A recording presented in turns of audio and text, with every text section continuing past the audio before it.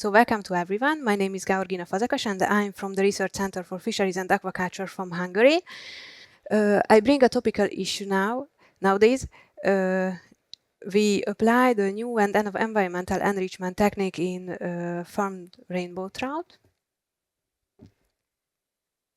So generally, unfortunately, I have to say that the farm environments are characterized by the absence of physical structure and sensory stimulation, and also relatively constant rearing conditions and lack of consideration for well-being of fish over the production.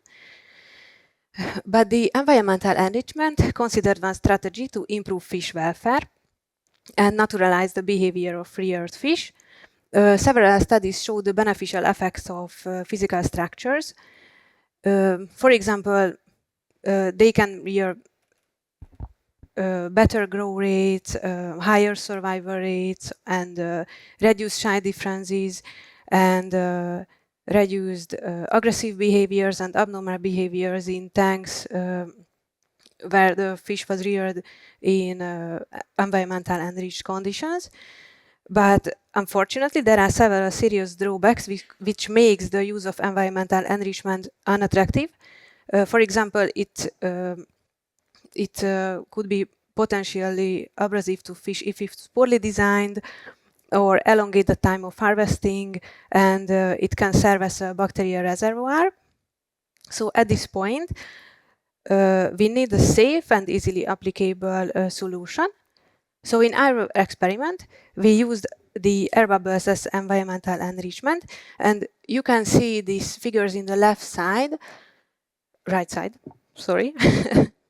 The number of aggressive behaviors and abnormal behaviors reduced when these diffusers were active, and we observed the same when the bubbles were not present in the tanks.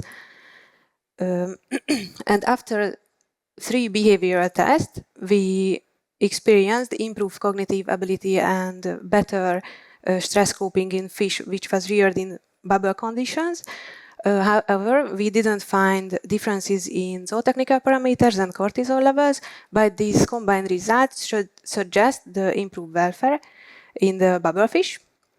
And I marked here the TRF5 because these experiments were carried out in flow-through aquaculture systems, but only in small tanks, and we tested it only in small fish, so young fish. So we need more investigation in the on-growing phase.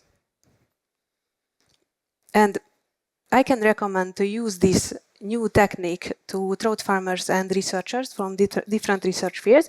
The farmers can be put in the rearing tanks, these bubble diffusers, because it doesn't deteriorate the water quality and doesn't elongate the time of harvesting and the work, and also can suggest to researchers who can put it in their experimental tanks to improve their fish welfare, because it's been reported not harmful to the fish.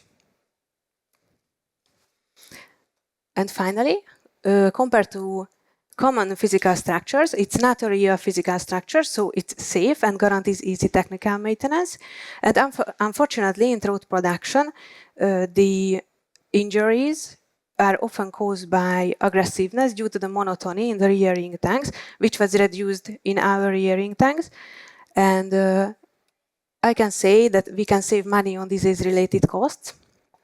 And by eliminating this monotony in the tanks, we can help to avoid the development of maladaptive traits.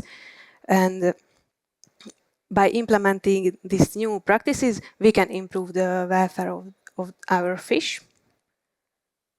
And I would say express my special thanks to everybody who was involved in this project. Thank you very much.